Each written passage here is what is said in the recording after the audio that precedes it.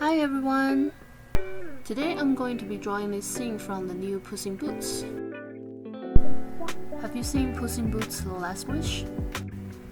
It was such a good movie with great plots, lots of action, and some really well-written characters. And this character I'm drawing today is one of the main antagonists in the movie. I think he might be my favorite villain in the whole DreamWorks franchise.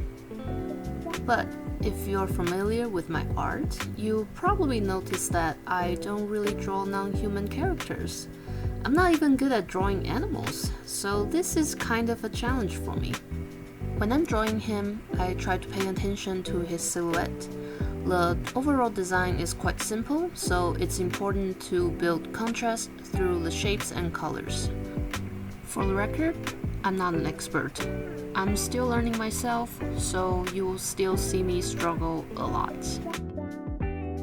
Here I'm coloring the background first, so it will be easier to determine the colors and lighting on the character.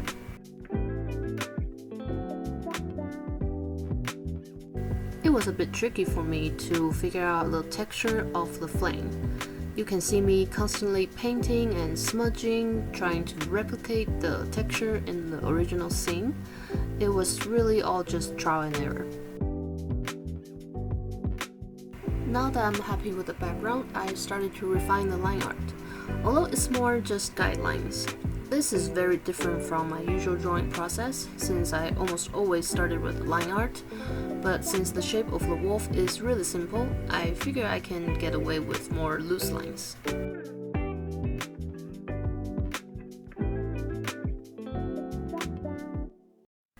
Now I can start coloring. I started coloring with the mid-tone and slowly added brighter and darker areas.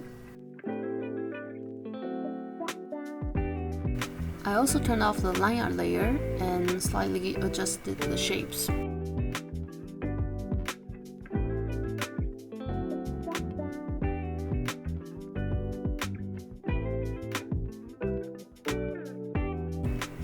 Now I begin to work on the shading. It really doesn't look good right now, but sometimes you just gotta trust the process. I'm also using a smaller brush to give it a bit of texture to make it look like actual fur, meanwhile trying to pay attention to the shadow casting on his face. He also has darker fur around his eyes, so that area will look even darker.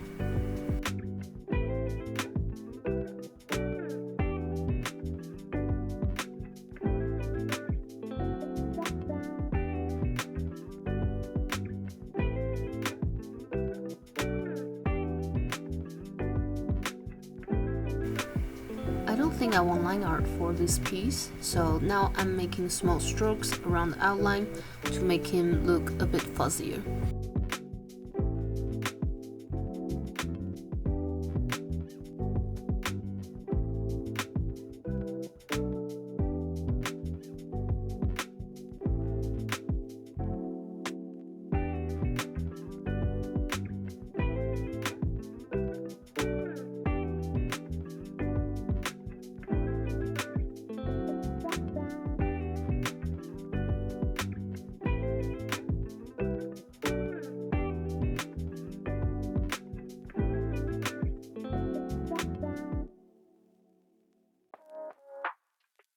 Once I drew the eyes, I feel like this piece is slowly coming together. Maybe it won't end up a disaster after all? We will see.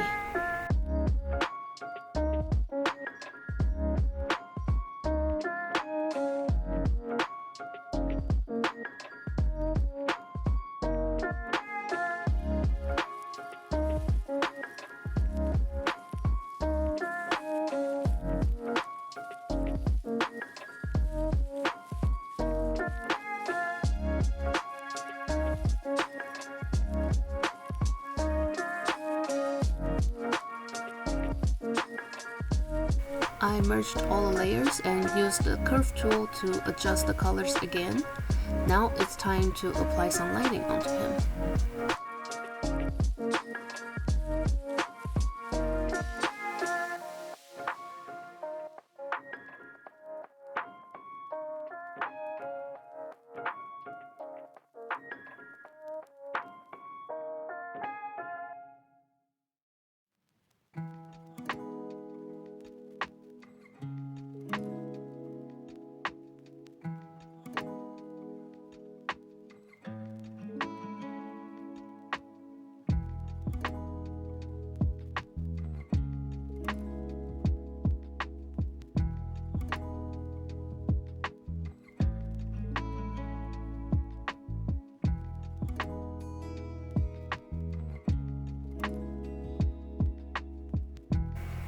To intensify the shadow, I made another layer and set it to multiply, lower the opacity and started shading his face.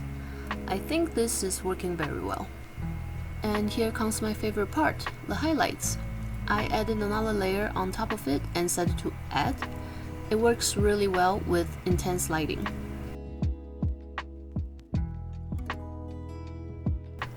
I think I'm happy with the colors, but he seems a little too tall compared to the original, so I selected the layers to make some adjustment.